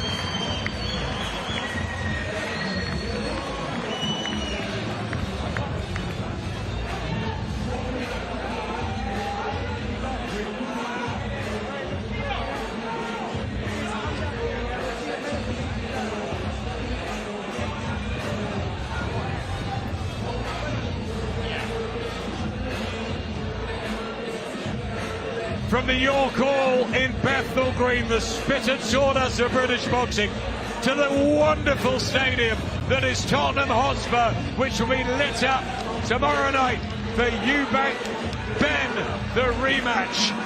Here, I think we've had the fight of the night, the spar of the night, the war of the night between Amit Abu Bakar and Keno White. No question, that was the best of the night, Adam. And it's crazy when you think about it. We're talking about Keno White being 20 years old, having 3 fights. Moses Atama is 20 years old, and he might be on the cusp of a heavyweight title shot in the next 18 months. I like his matchup with Jermaine Franklin, January the 24th. I like it a lot. Great matchmaking by Frank and George Wallen over there at Queensberry. Jermaine Franklin never been stopped. I don't even think he's been knocked down. Durable heavyweight. Gave 12 tough rounds to both Dillian White and Anthony Joshua. And coming off of that win over Ivan Ditchko on the Canelo Crawford undercard. Some people disputed it, but he got the win, and I think it's a proper step up. When do you think Moses should be fighting for a world heavyweight title? Okay, it may be splintered, it may be split up the belts, we don't know yet, but what would you do with Moses? Next year, year after, how long would you give him? I'd put him in with Usyk next year if you wanted him to. You know, again, if you lose to an Usyk, so what? And if you beat him, then you're on top of the world. And I spoke to Usyk's advisor last month, Sergey Lapin. He said Usyk's not ruling out a fight with Atama. He's just saying not right now. He wants him to be ready. He wants to fight him when he's more experienced. I said to Moses, you should go and spend time in Usyk's training camp, maybe before. I mean, Wardley and Moses are stablemate, so that's tough. But I think he'd learn a lot. The Usyk camp, honestly, Mike, it's unbelievable. Yeah, Usyk's an incredible professional. He's going to go down as one of the all-time greats, no question. And Moses, I don't know like you do, but the few times I've encountered him, I'm so impressed by the way he handles himself. Such a mature kid.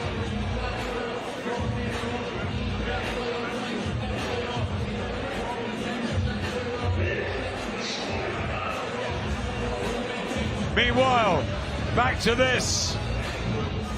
It's the 7th Sparring Club fight and matchup for you. JD Cuervo and Sonny Parkinson. Gotta love this pacing, right, Adam? You get the guys right into the ring.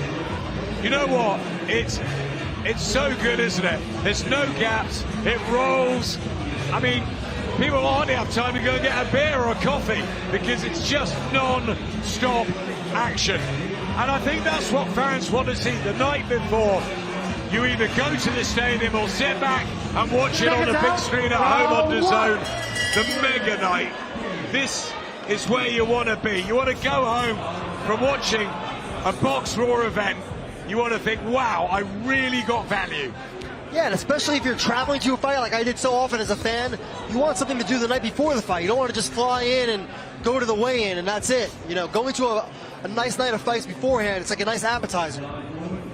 Sonny Parkinson. He was going to fight Keno White earlier, but he's been now matched with this JD Cuervo, who's an interesting character. Juan David. He was born in Colombia, but he made his way to Wales, I think as a teenager with his sister, for a better life, and he's settled under Gary Lockett and his team.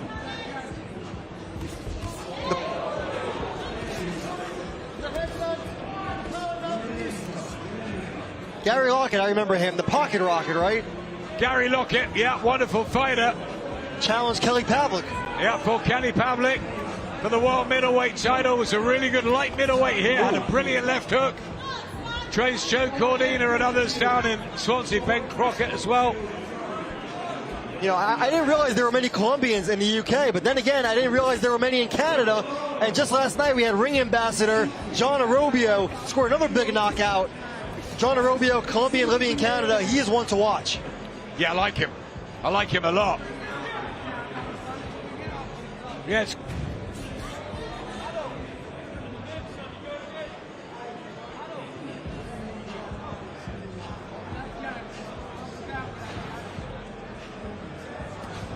Good long raking jab there.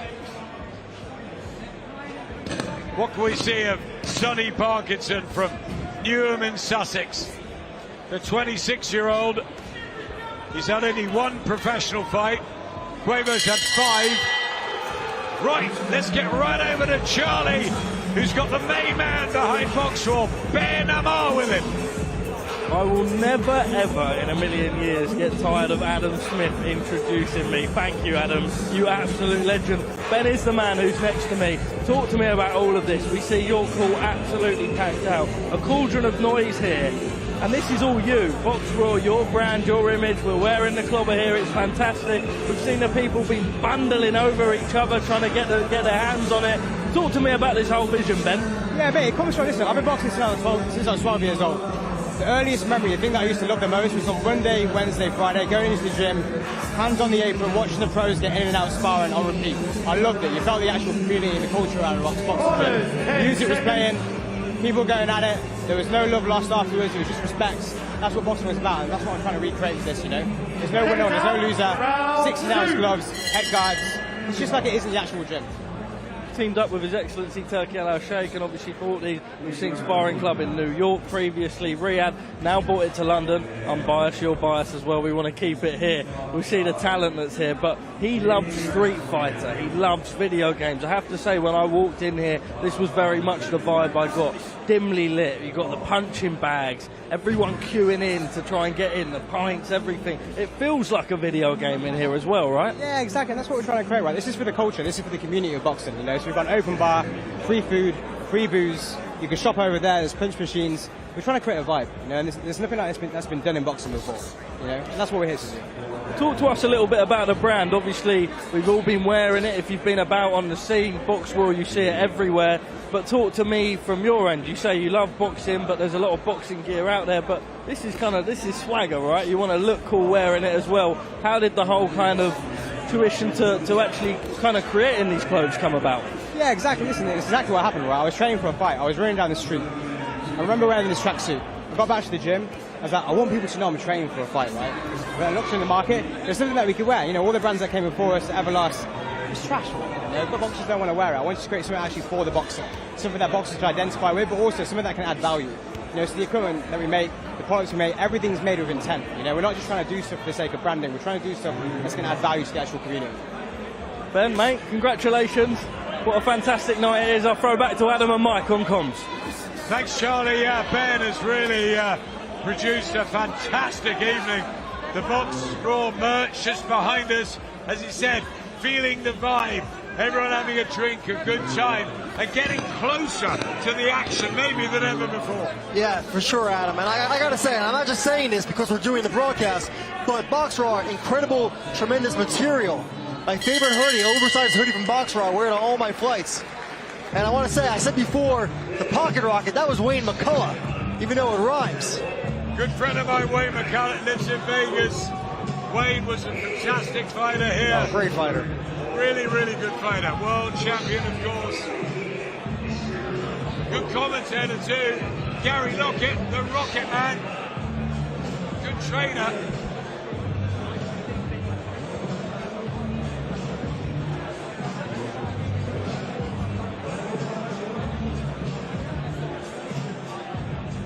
Gold Star team in that red corner helping out tonight. Good to see.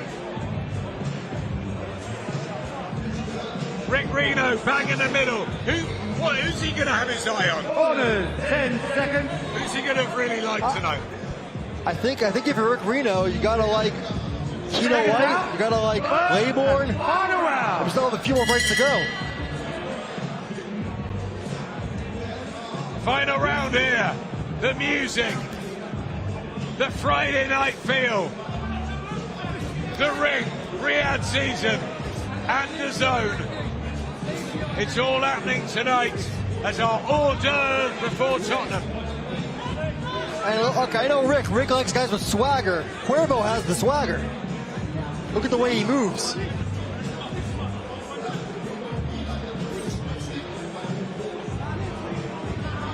Yeah, good move there. Beautiful footwork. And you can see Rick, he doesn't give much away, but I think there was a right smile. Yeah, the sunglasses, you know, you can't tell, but yeah. Cuervo, very impressed with the head movement. Does he take those off when he shops in Harrods? He did not, I have to say, he did not. Can't break character.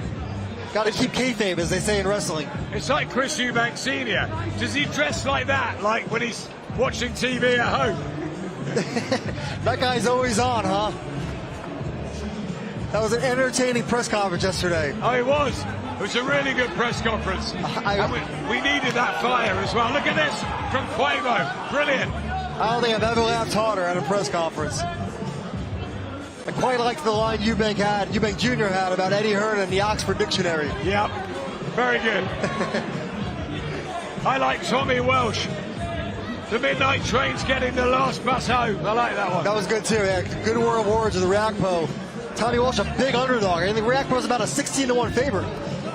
Look, Tommy, I've seen a lot of. He's got a big step up in class, but he'll give it everything. Scott was a tough man, his dad. Meanwhile, I've really been entertained by Kurt Scooby, and Kurt came through Boxraw, and he's got his big chance against Adam Aziz. And these two want to be on a big show. Look at them go for it. Brilliant finish. Absolutely terrific. The pair of them, J.D. Cuervo and Sonny Parkinson. It was a late notice matchup just about an hour or two ago, and look what it delivered. Yeah, Cuervo's good fun. We'll see how well he can fight as he goes on, but he has a lot of swagger and talks a lot of trash.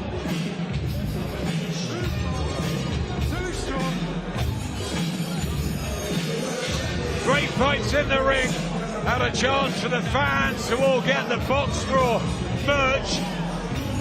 As you heard Ben and Charlie saying, it's about having the swagger. Have you got your merch? I have my merch. I got my merch at the sample sale in New York in July. I got a nice Usyk shirt, oversized t-shirts.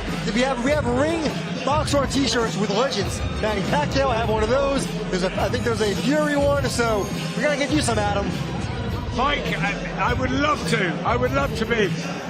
2 or 3 of these guys are real models tonight in their part-time work. I'd love to model anything you want. Is that real? Is that so? Not me. There's been a couple though.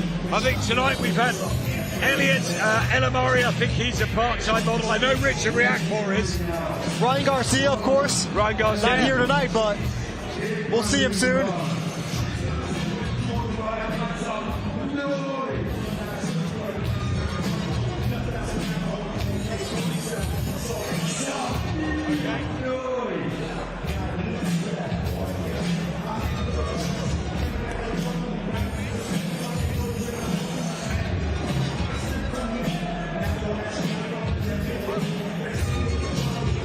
And he's fighting. Let Lana UK Dubai. Come on now. In he comes. Yeah. I want so fucking one. That's right.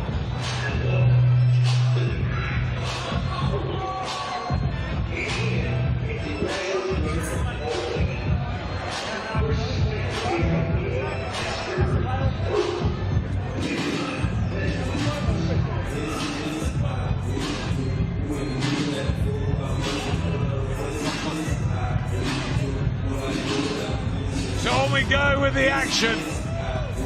I tell you what, I don't know if it's the night's getting later, but more and more people are almost on top of us. Have you seen how close the fans are getting tonight to the ring? I think the fights have been good. They want to get closer to the action. We're still waiting for another knockdown. It might have been the only one we'll see. I don't know. One of my favorite moments in Vegas a few years ago was a trainer, I can't remember who it was, and he kept saying to his fighter, take him to the dungeon. And that was, I think, a dungeon in Philly. Take him to the dungeon. We got a dungeon in here tonight. Your call, which has been the home of British boxing, has been turned into an underground venue, which has been absolutely electric tonight. I love the red and white colours. And these two now welcome into the ring from Liverpool, Letjani Lucas Dubé, and from Bolton, Ibrahim Kola.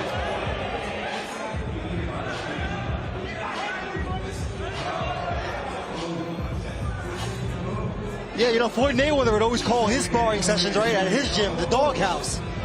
You have the doghouse and you have the dungeon, I guess, too.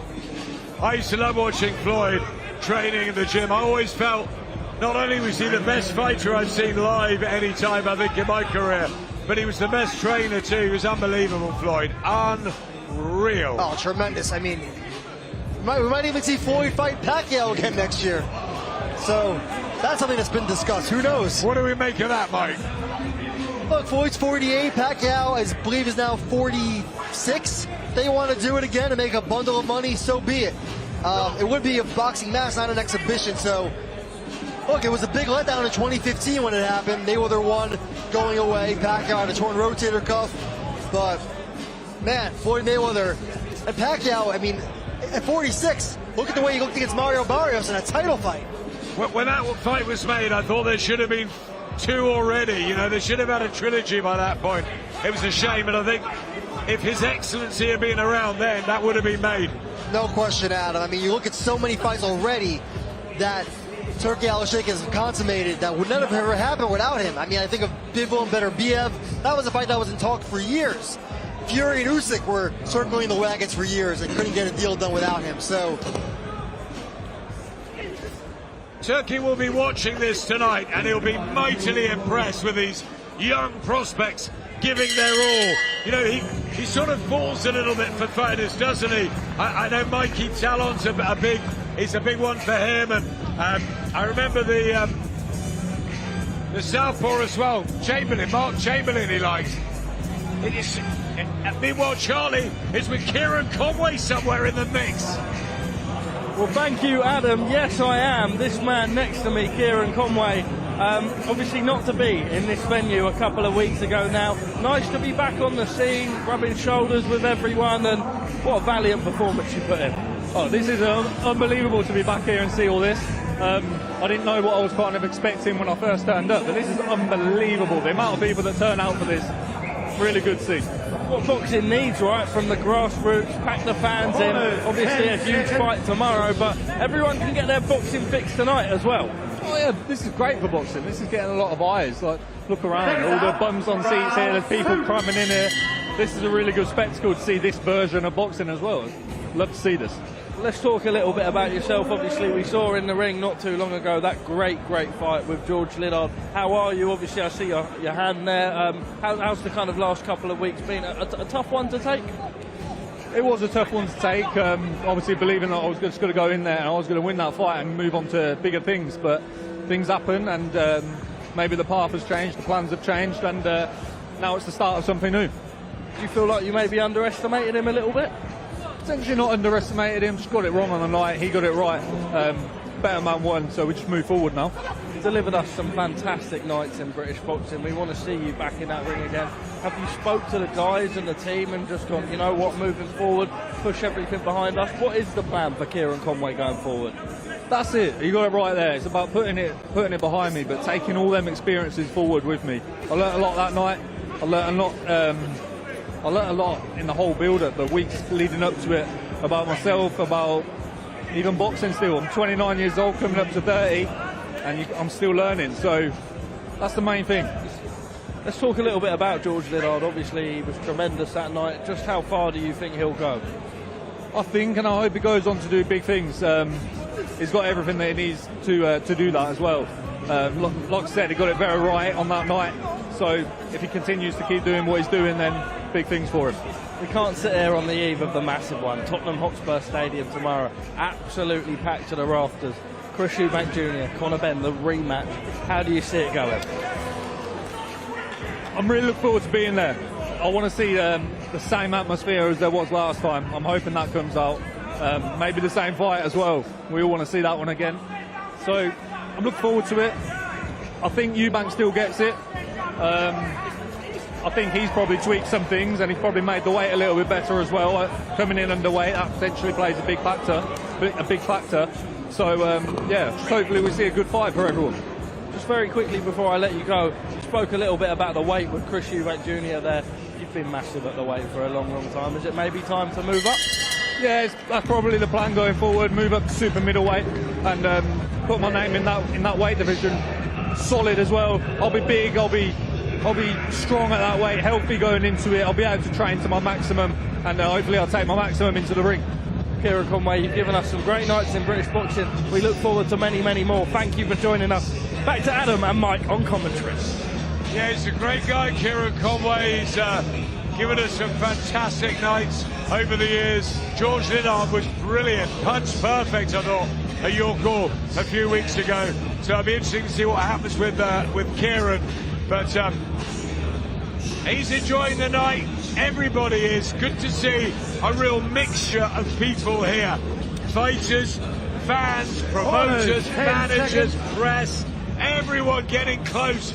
And these youngsters with the opportunity to really impress. The Johnny Lucas Dubé, unbeaten. Ibrahim Kola, unbeaten. Who's been impressing you?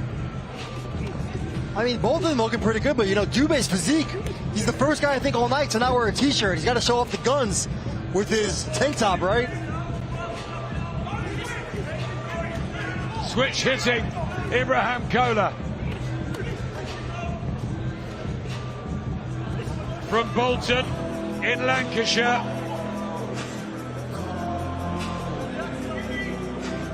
Dubé from Liverpool. Both have won their first three. It's another good, even match. Yeah, Liverpool's produced a lot of great fighters. Obviously, the Smith brothers. You have Callum Smith right now in talks to fight David Morrell next year, going to purse bid soon. Yeah, they're going to deal done. Yeah, I saw Callum the other night watching the Boazzi Parker fight. He's desperate to get back in the ring. Yep, the brothers, Paul, Liam and Stephen.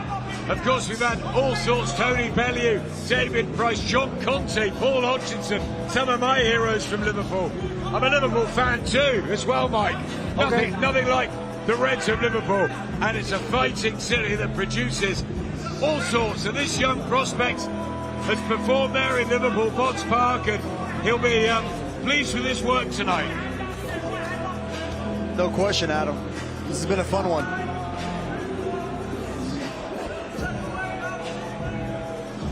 We haven't seen the referee really get involved much at all. Referees have done nothing. They've just watched like we have, which is great.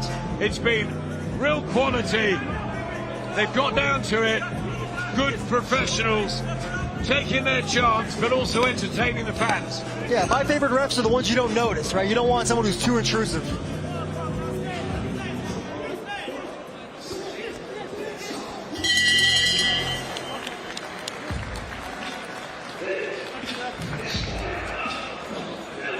Another good scrap, this time in the super bantamweight division.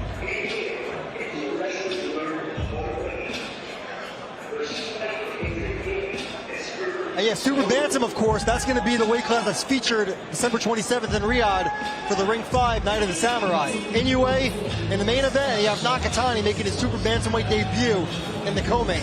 And that's a true co-main, not a cheap support. Nakatani against Inoue in 2026. I think we're going to see it as long as both guys win.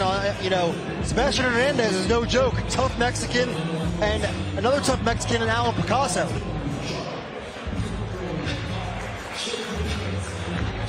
Good little matchup in the 8-stone-10 brigade between these two. Look at the respect between them. I've seen Ibrahim Kola box before. I've not seen Luciani, Lucas Toomey, but they really have futures. They're bright. They might not have caught the eye of everyone here. There's been maybe better performances at different times through tonight, but they were both solid, and they both got plenty to work on. Yeah, and especially at 122 pounds, at super bantamweight, I think there's always going to be opportunities. Usually the big names for those fighters come from South America or Asia, so if you can make some noise as an Englishman at 122, I think you have to win. Okay, and let's get our next fighter, Jaden Pryor. Okay. What a shame. Hey.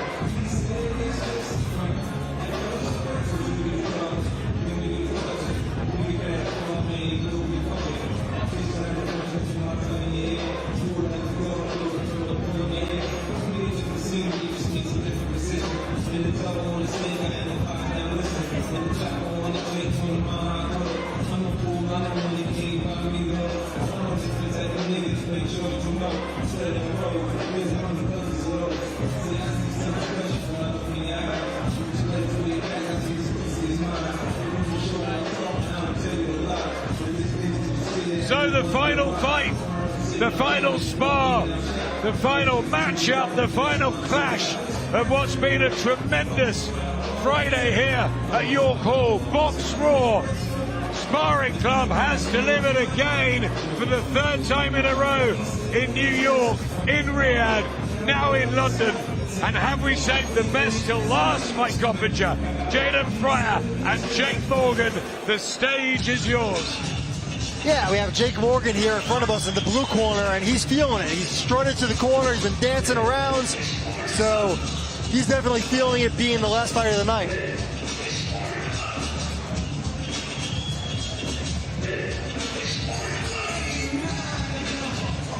Yeah, Jake dancing away, drawing himself just in front of us.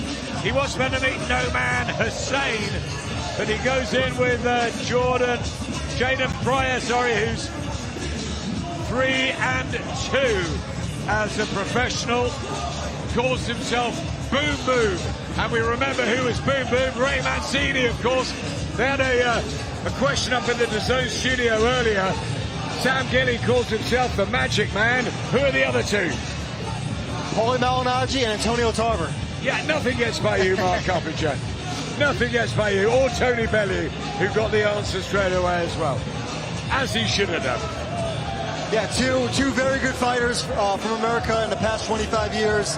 Just the commentary on the host desk with Antonio Tarver, and a couple of times this year. And I don't think he gets enough credit for that incredible knockout of Roy Jones. That was amazing. Remember that? I was there, and I was lost for words. It was one of those moments that you could hardly speak seeing it. It was extraordinary. I think it was at Mandalay Bay, or I can't remember, but I was up in the media section looking down on it. But I tell you what, Antonio Tarver's the cracking commentator. Paulie Malignaggi, one of the best co-commentators I've ever worked with. I tell you what, he says it straight. He's Marmite Paulie, but I love him. Yeah, Paulie, like me from Brooklyn, we always tell it straight right at him. And I gotta say, Tarver against Roy Jones, that's gotta be one of the great moments in boxing history of calling your shot. When he said, got any excuses tonight, Roy, and then iced him in 2 rounds. One of those moments in boxing history. Final one of the night here. Boxraw, and it's still packed. No one's leaving. Everyone's in the building.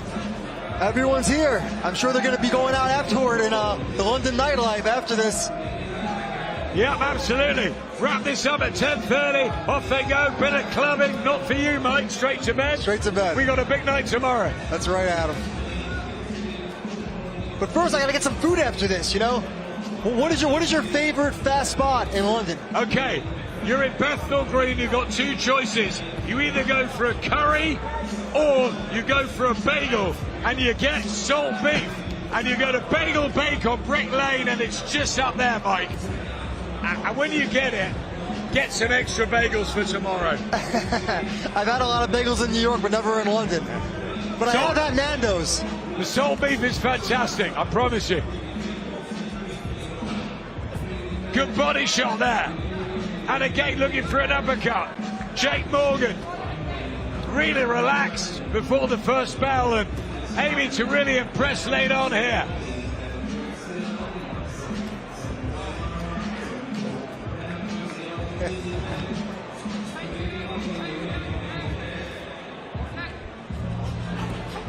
Oh, look at that. Springing these shots out of nowhere. Back to the body. I think the hooks have been the favourite punch of tonight.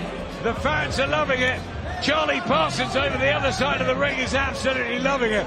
I think he's got Big Dave Allen with him. Who next? Well, thanks, Adam. Yes, indeed, I do have Big Dave Allen with me. But I've got to say quickly, Mike Coppinger, I'm not joking. You've had some bagels in New York. Go and get yourself a Brick Lane bagel. They are unbelievable. Anyway, we have got the fantastic Dave Allen, who sits next to me. He's just been reading the copy of the Ring magazine. Well, having a fantastic time reading the Ring magazine and watching some top-level sparring, because there'll be some very, very good fighters on tonight. Talk to me about yourself. How are things? Obviously, you had that fight not too long ago with Arsenbek Makhmedov. You're a man who, no matter what you do, Dave, your stock goes up and up. It was an incredible night in there. Have you enjoyed the kind of just being able to chill out after that now? Not really, no. I manage or train 11 professional fighters. I promote my own show next Friday night at Doncaster Dome. I'm going to get back in the ring either January or February, so it's all go, but life's never been better. What is next for you then? Obviously, we saw you last time out, a valiant and courageous effort. Eddie said we got to roll it back one more time. What are you thinking? I mean, you've gone out on record. You've said you want Zhilei Zhang. What are the realistic options for you? Have you spoke to the guys? We have, I think Josh Kelly's Jan 31, Warrington Woods Feb 21, I believe. I would prefer February. Further away from Christmas, the better for me. You know, I'm going to enjoy Christmas, so hopefully Feb. And then back to Sheffield Arena, I think, is the plan. Having spoke to Ed, so win in Feb, and then the biggest name we can get in Sheffield Arena, let's do it. How is the weight, Dave? You say Christmas is round the corner. Have you been a disciplined man since your fight? Well, Christmas came early. It came about October, so yeah, come January, I'm a bit scared what I'm going to weigh, but hopefully we do February and I'll be in good shape again. You'll be in this very venue in December on a Wednesday night as your man Joe Howard takes on Giorgio Bizioli. We saw the press conference for that earlier on in the week. I actually love watching the two of you together. It's a brilliant little mix. We saw Oscar interview the two of them earlier on in the week on the Stomping Ground. Talk to me about him. One of the best prospects in British boxing, Giorgio, but you believe your man goes in there and gets it done? Yeah, I think Joe also is one of the best prospects. Joe did white collar boxing, but Fabio Wardley really has shown it's possible to do the white collar and become a top level pro as well. Joe's an exceptional talent, I believe, but Giorgio Bizioli really is, you know, possibly the future of British boxing. I believe he's that good, but we're not coming to London December 17th to lay down. And Joe is a brilliant fighter, and I think it'll be a very, very good fight. Well, we're in London for the small matter, and when I say small, I mean absolutely monumental. Tomorrow night, Chris Eubank Jr. versus Conor Benn, the rematch. How do you see it going? What have you made of all the bravado in fight week? It's interesting. You know, you got the dads involved. The dads are proper legends, aren't they? So whenever Eubank Senior's in town, it's box office. As for the fight, I think Eubank will win. I think he's too big and maybe too good as well. I think the only chance Ben's got is that Eubank is a bit shot worn after the first fight and a long career, but I'm going to go Eubank on points. Came in at 159.1 pounds. Do you think that's him kind of making a bit of a point? Maybe. I do know tomorrow night in the ring Eubank will outweigh Ben anywhere between 6 and 10 pounds. He's actually the bigger man. Mind games and all the rest of it can't put off when the bell goes. I think it'd be a great fight again, but Eubank, much like the first one, will just do the better work. Dave, you are the only man in boxing who has not always been my friend at this point, so I'm going to give you a hug on camera because I'm bloody glad you are now. Back to the guys on commentary. Dave Allen, what a character he is, what a stalwart of British boxing, brilliant on the mic, great to hear him honest, said Christmas came early, didn't it? Look at the size of him, but he'll be back. And he's a colt heavyweight. Yeah, that was a fun fight against Makhmudov. Only in England and the UK can a fighter like Dave Allen rise to that level and become that kind of attraction. It's brilliant. Yeah, the ring walk was amazing that night. It really was. Jaden Pryor and Jake Morgan finishing things off here at Boxraw. The York Hall Bethnal Green. Every fighter wants to say that they have performed in this building. It's part of the tapestry, part of the legacy of this sport. And tomorrow night, we're getting more history with Eubank Jr. Ben, the rematch. But tonight, I've thoroughly enjoyed this Boxraw Sparring Club. Fight or spar after fight or spar. Referees stand back. Fans have loved it. Great action. Yeah, and I think Pryor and Morgan have really enjoyed fighting to the music. They're still showboating. There's some DMX in the background. Because even when you go to the gym, Adam, they don't play music during the spars. Yeah, normally the music stops, doesn't it? In between the rounds it plays, and then while the fighters fight on the main stage. But tonight, it's like a nightclub. But these two, they carry on for 6, 8, 9, 10 rounds. Look at them. We had our first big foul of the night. Morgan throwing a forearm into Pryor's throat, a la Floyd Mayweather, a Mayweather move. We've had a knockdown, Warren Labour. We haven't had a knockout. You've had a couple of fighters who've been really going to push on from tonight. Maybe His Excellency will have liked one. Maybe so. You got to say, by virtue of default of the knockout, Laborn's the winner of the night, right? At least you have some time left still, though, and they're trying to go for it now. Look at these two. Oh, my God. It's a mini Eubank Ben 1. Wow. Great finish. Great finish to the night. Last 20 seconds. A wild, fiery affair. Jaden Pryor and Jake Morgan. What a day we've had. It's been absolutely brilliant. The weigh-in, of course, of Eubank and Ben. One more to go tomorrow morning. 10 pounds, isn't it? 10 pounds, you know. 170 pounds is the weigh-in for both guys tomorrow. And for Ben, it's easy, obviously. Ben's not a middleweight. Both winners. Big smiles. And all 18 fighters, I think there were, have performed not just admirably, but they've been fabulous. Boxraw successful for the 3rd time. Yeah, now we're getting ready for Ben and Eubank, and no matter what, even if Ben evens the score, Adam, I think this is the last time we're seeing these guys share the ring. I mean, I think Eubank is going to go up to 68, Ben will go back down to 47, and they'll go their separate ways. We've got to wait for tomorrow first. Cannot wait. Get some rest after your bagel. Yeah, I can't wait for that bagel. I'm going to do it. Better not disappoint.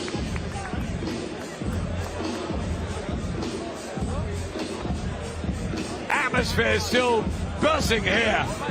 The electricity we've had. It's been brilliant. Charlie Parsons, you're in the ring. You're not fighting. You've got to close the show for us. I think these people want more, Charlie. Well, Adam, they may want more indeed. What a pleasure always having you throw to me. That I will never, ever forget. What a song in the background. Still Dre. Chris Eubank Jr. walks out to this very song tomorrow night. Tottenham Hotspur Stadium will be packed. Do not miss it. This was the appetizer, if you like. What an undercard, and then what a main event. Revenge? Who knows? But we will see it. Chris Eubank Jr. and Conor Benn collide tomorrow night, live and exclusive on DAZN pay-per-view. Do not miss. British boxing fans are the best in the world. Thank you for watching. The sparring has been incredible, and we will see you live on DAZN tomorrow night. On DAZN, November 15th. Eubank Jr. versus Ben 2. Their first clash was a modern classic, a fight of the year contender that gripped the world. And now it's the rematch. Chris Eubank Jr. looks to close the case once and for all. Conor Benn comes for revenge. The greatest families in boxing go to war once more. Eubank Jr. versus Ben 2, November 15th. Watch only on DAZN.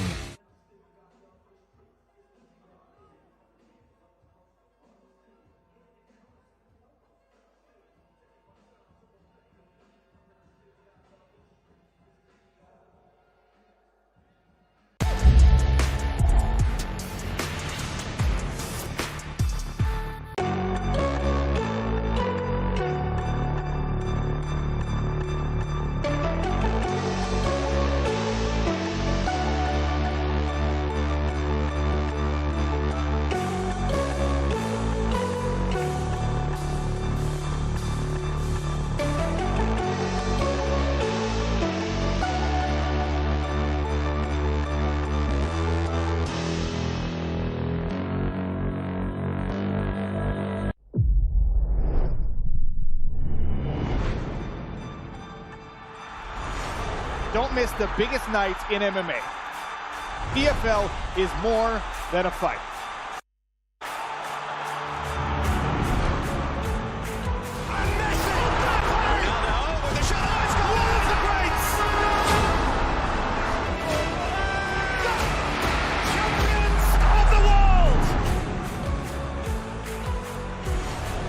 There's all to play for, which is so exciting. These teams have to come in here and give it their all.